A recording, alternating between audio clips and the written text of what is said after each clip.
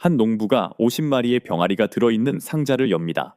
아침이 되자 7마리가 죽어 있습니다. 재채기도 없고 질병도 없었으며 전날 밤에는 아무런 이상 징후도 없었습니다. 그냥 그렇게 떠나버렸습니다. 그리고 여러분을 계속 괴롭힐 사실은 바로 이것입니다. 그는 하라는 대로 모든 것을 다 했습니다. 온도를 정확하게 맞췄습니다. 깨끗한 깔집을 깔아주었습니다. 급수기를 깨끗한 물로 채웠습니다. 모든 지침서, 모든 이웃, 모든 사료 가게에서 조언한 대로 행동했습니다. 그럼에도 불구하고 그는 새들을 잃었습니다. 그 농부가 운이 나빴던 것이 아닙니다. 그 농부가 부주의했던 것도 아닙니다. 그 농부는 지금 이 글 영상을 보고 계신 여러분 대부분의 모습일 것입니다. 갓 부화한 병아리들의 가장 큰 사망 원인은 질병이 아니기 때문입니다. 추위도 아니고 신선한 먹이의 부족도 아니며 더러운 사육장 때문도 아닙니다.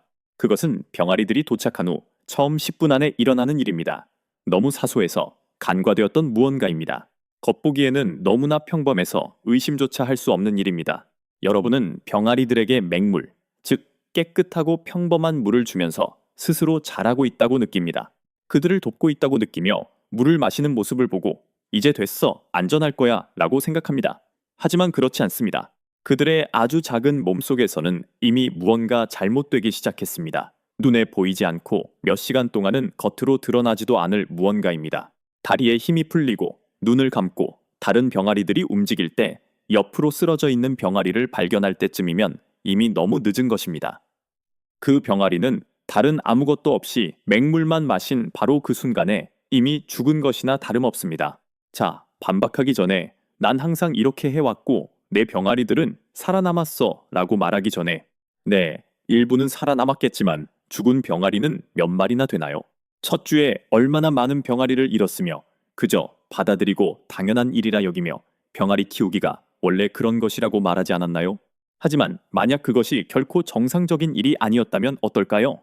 그 첫 주에 묻어준 모든 병아리가 여러분의 부엌에 이미 있는 3가지 재료로 예방할 수 있었던 원인으로 인해 죽은 것이라면 어떨까요?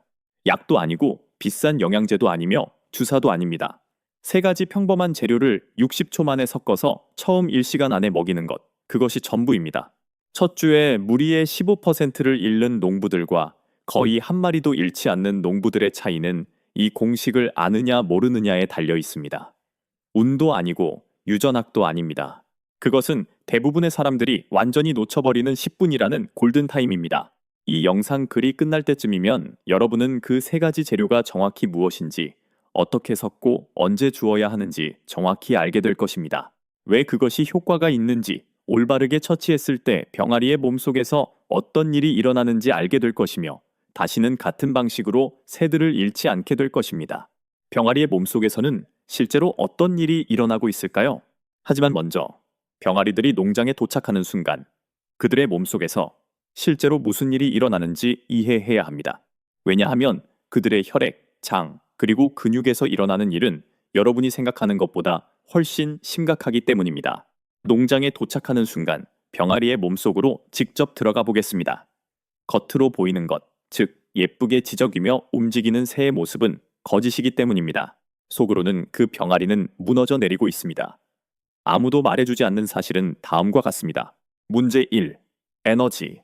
부화기에서 알을 깨고 나온 순간부터 병아리는 에너지를 소모하기 시작했습니다.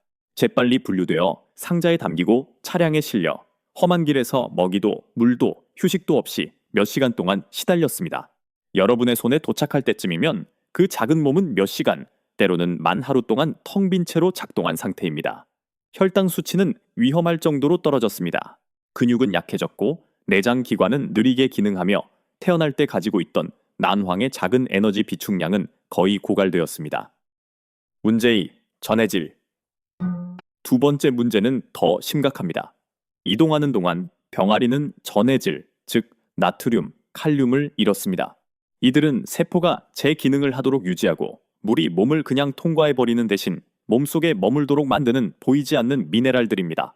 따라서 병아리가 물을 마실 때조차도 여전히 탈수 상태입니다.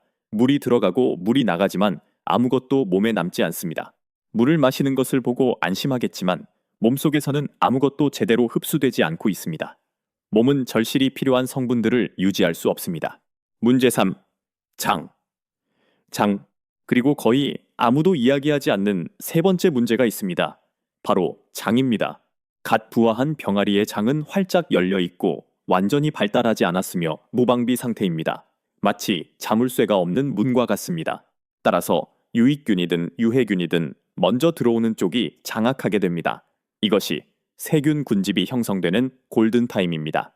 유해균이 먼저 자리를 잡으면 그 병아리는 평생 동안 고통받을 것입니다. 소화불량, 성장지연, 약한 면역력을 겪게 되지만 여러분은 그 이유를 결코 알지 못할 것입니다. 왜냐하면 이 모든 것이 아무도 주의를 기울이지 않았던 보이지 않는 이 순간에 시작되었기 때문입니다. 자, 이제 전체적인 상황이 보이실 겁니다. 고갈된 에너지, 빠져나간 전해질, 무방비 상태의 장이라는 세 가지 시스템이 동시에 무너지고 있는 것입니다. 맹물의 환상. 그리고 대부분의 농부들은 무엇을 줍니까? 맹물입니다. 맹물은 수분만을 보충해 줍니다. 그게 전부입니다. 세 가지 중 하나만 해결할 뿐입니다. 에너지를 회복시키지 못하고 손실된 전해질을 보충하지 못하며 활짝 열린 장을 보호하기 위해 아무것도 하지 않습니다. 하나의 문제만 다루고 두 가지는 완전히 무시된 채로 남겨집니다. 그리고 무시된 그 두 가지 문제가 주말이 오기 전에 병아리들을 소리 없이 죽이는 원인입니다. 잠시 솔직해져 봅시다. 여러분은 평생 동안 병아리들에게 맹물만 주었을 것입니다. 여러분의 아버지가 그랬고 이웃도 그렇게 하고 있습니다. 사료 가게 직원도 그렇게 하라고 말했을 것입니다. 그리고 아무도 이것에 의문을 제기하지 않았습니다. 왜 의심했겠습니까? 결국 물은 생명이니까요. 물은 모든 생명체에게 가장 먼저 필요한 것입니다. 그래서 피곤하고 스트레스 받고 약해진 병아리들이 도착했을 때 물을 주면서 그것이 올바른 일이라고 느낍니다. 하지만 여기서 모든 것이 잘못됩니다. 맹물은 단 한 가지 역할만 합니다. 수분을 보충할 뿐 그 이상은 없습니다. 공간을 채우고 갈증을 해소합니다. 하지만 병아리 몸속에서 실제로 망가진 부분을 고치지는 못합니다. 이렇게 생각해 봅시다. 맹물은 세 가지 문제에 직면하여 단 하나만 해결합니다. 그것도 어쩌면요. 혈당은요, 여전히 위험할 정도로 낮습니다. 그 병아리는 여전히 먹지 않을 것입니다. 여전히 힘차게 움직이지 않을 것입니다. 에너지를 대체할 아무런 영양 공급도 받지 못한 채 남은 마지막 에너지를 계속 태우고 있습니다. 전해질은요? 여전히 부족합니다. 나트륨과 칼륨 여전히 없습니다. 따라서 여러분이 주는 물을 병아리의 몸은 제대로 유지하지도 못합니다. 물은 들어갔다가 곧바로 빠져나갑니다. 여러분이 새에게 수분을 공급하고 있다고 생각하시나요? 그렇지 않습니다. 장은요? 여전히 활짝 열려 있습니다. 여전히 무방비 상태입니다. 여전히 어떤 박테리아든 먼저 도달하기만을 기다리고 있습니다. 그리고 맹물은 도움이 될 만한 어떤 것도 전달하지 못합니다. 산성도 없고 방어막도 없으며 아무것도 없습니다. 그렇다면 급수기에 깨끗한 맹물을 채워 넣을 때 실제로 어떤 일이 일어날까요? 여러분은 병아리들이 물을 마시며 서서히 뒤처지는 것을 보게 될 것입니다. 모두 죽지는 않겠지만 일부는 죽을 것입니다. 그리고 살아남은 병아리들도 허약하게 시작합니다. 성장은 더디고 먹이는 더 많이 먹지만 체중 증가량은 적습니다. 그러고는 도대체 무엇이 잘못되었는지 수주 동안 고민하게 됩니다. 정답은 바로 여기. 모든 사람이 믿었지만 아무도 의심하지 않았던 이 맹물 한 잔 속에 있었는데 말입니다. 조용한 죽음은 여기서 시작됩니다. 바이러스나 악천후 때문이 아니라 결핍 때문입니다. 병아리에게 필요했던 것과 실제로 받은 것 사이에 보이지 않는 공백입니다. 그리고 그 결핍은 처음 10분 안에 시작됩니다. 이 사실을 몰라서 얼마나 많은 병아리를 잃었나요? 얼마나 많은 무리들이 더디게 자라기 시작하여 끝내 회복하지 못했나요? 이토록 단순한 이유 때문에 말입니다. 생명을 구하는 3단계 공식. 그렇다면 정확히 부족한 3가지는 무엇일까요? 1. 에너지, 설탕. 병아리에게 가장 먼저 필요한 것은 물이 아니라 에너지입니다. 도착하는 바로 그 순간 병아리의 혈당은 위험할 정도로 낮습니다. 부화한 순간부터 연료를 태웠기 때문입니다. 몇 시간의 이동, 먹이와 휴식 부재, 그저 스트레스, 움직임, 열기, 소음만이 있었습니다. 상자를 열 때쯤이면 병아리는 남은 마지막 힘으로 버티고 있는 것입니다. 저혈당이 어린 병아리에게 미치는 영향은 다음과 같습니다. 바로 먹기를 멈추는 것입니다. 배가 고프지 않아서가 아니라 육체적으로 불가능하기 때문입니다. 먹이통까지 걸어갈 에너지가 없습니다. 쪼아 먹을 힘조차 없습니다. 다리는 무거워지고 눈이 감기기 시작합니다. 건강한 병아리들이 밟고 지나가는 동안 한자리에 가만히 서 있습니다.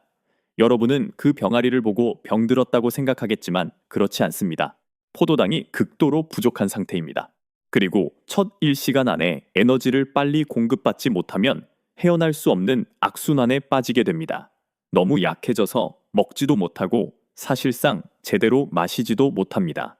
먹이 경쟁을 하기에도 너무 약합니다. 뒤처집니다. 발로 밟힙니다. 구석으로 밀려납니다. 아침이 되면 옆으로 쓰러져 있는 것은 바로 그 병아리입니다. 병 때문이 아니라 아무도 채워주지 않은 텅 빈 연료 탱크 때문입니다. 그렇다면 어떻게 해결해야 할까요? 설탕입니다. 평범하고 흔한 설탕 말입니다. 지금 여러분의 부엌에 있는 바로 그 설탕입니다.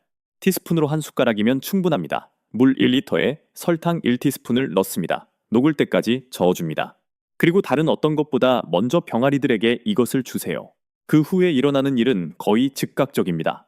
설탕은 빠르게 혈류로 들어갑니다. 어떤 사료보다 더 빠릅니다. 액체가 고체 먹이보다 더 빨리 흡수되기 때문입니다. 포도당이 혈액으로 들어갑니다. 에너지가 솟아납니다. 병아리가 움직이기 시작합니다. 주위를 둘러보고 이내 스스로 먹이통을 향해 걸어갑니다. 병아리의 몸에 필요한 불꽃을 막 점화시켜준 것입니다. 1티스푼, 1리터, 준비하는 데 걸리는 시간은 60초입니다. 이것이 밤을 무사히 넘기는 병아리와 그렇지 못한 병아리의 차이를 만듭니다. 2. 수분 공급 소금.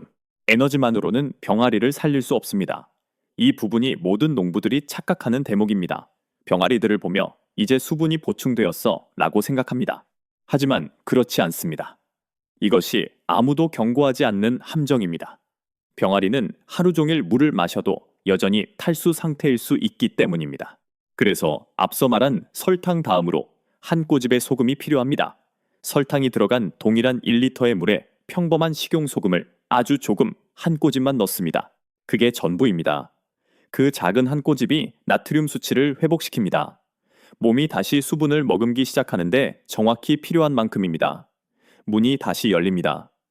세포가 흡수하기 시작합니다. 진짜 수분 공급이 시작됩니다. 단순한 마시기가 아니라 실제 흡수가 일어납니다. 하지만 주의 깊게 들으세요. 한 꼬집은 정확히 한 꼬집을 의미합니다. 한 숟가락도 반 티스푼도 아닙니다. 소금이 너무 많으면 소금이 부족할 때보다 더 빨리 병아리의 신장을 망가뜨립니다. 다다익선인 상황이 아닙니다. 아주 적은 한 꼬집, 그 이상은 안 됩니다. 누군가 이 사실을 진작에 알려주었다면 얼마나 많은 새들이 더 살 수 있었을까요? 얼마나 많은 병아리들이 여러분 눈앞에서 물을 마시고도 탈수로 죽어갔을까요? 3. 소화기 보호. 하지만 에너지가 회복되고 마침내 수분 공급이 이루어져도 여전히 조용한 위협이 남아 있습니다. 에너지가 회복되고 수분도 공급되었습니다. 이제 병아리가 안전하다고 생각하시나요? 아닙니다. 왜냐하면 그 작은 몸속에서는 세 번째 전투가 벌어지고 있기 때문입니다. 바로 장입니다. 갓 부화한 병아리의 장은 사실상 텅 비어 있습니다.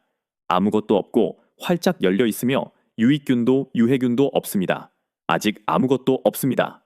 채워지기를 기다리는 깨끗하고 무방비 상태인 공간일 뿐입니다. 그리고 무엇이든 먼저 채우는 쪽이 이깁니다. 이것을 세균 군집 형성의 골든타임이라고 하며 바로 지금 일어나고 있는 일입니다. 유해균이 먼저 들어가면 자리를 잡고 증식합니다. 주도권을 뜹니다. 영양분을 천천히 흡수하게 될 것입니다. 다른 병아리들보다 허약하게 자랄 것입니다. 똑같은 양을 먹더라도 말입니다. 몇 주 후 다른 무리보다 작고 뒤처지며 항상 끝에 있는 새를 발견하더라도 여러분은 그 원인이 이 순간과 관련이 있다고 생각하지 못할 것입니다. 그렇다면 어떻게 방어해야 할까요? 설탕과 소금이 들어간 동일한 1리터의 물에 사과 식초 1티스푼이나 신선한 레몬즙 몇 방울을 넣습니다. 그게 전부입니다. 그 적은 양의 천연산 ACC 성분이 장의 pH 농도를 약간 낮춰줍니다. 유해균이 살기 불편한 환경을 만들기에 충분한 정도입니다. 결론, 이제 완벽한 공식을 알게 되셨습니다. 에너지를 위한 설탕, 수분 흡수를 위한 소금, 그리고 소화기 보호를 위한 식초. 이것은 단순한 물이 아닙니다. 생명선입니다. 처음 몇 시간 동안 이 혼합물을 사용하는 농부들은 사망률을 줄일 뿐만 아니라 첫날부터 훨씬 더 활기찬 새를 키워냅니다. 병아리들의 운명을 운에 맡기지 마세요. 10분의 준비 시간. 부엌에 있는 3가지 재료가 앞으로의 평생 동안 건강한 성장을 보장합니다. 이것이 그들이 살아남기를 단순히 바라는 것과 확실히 살아남게 만드는 것의 차이입니다. 성공은 첫 모금에서 시작됩니다. 자, 이 레시피를 시도해 본 적이 있는지, 알고 있었는지, 아니면 앞으로 시도해 볼 계획인지 알려주세요. 시청 읽어해 주셔서 감사드리며 이 자료가 여러분에게 도움이 되었기를 바랍니다.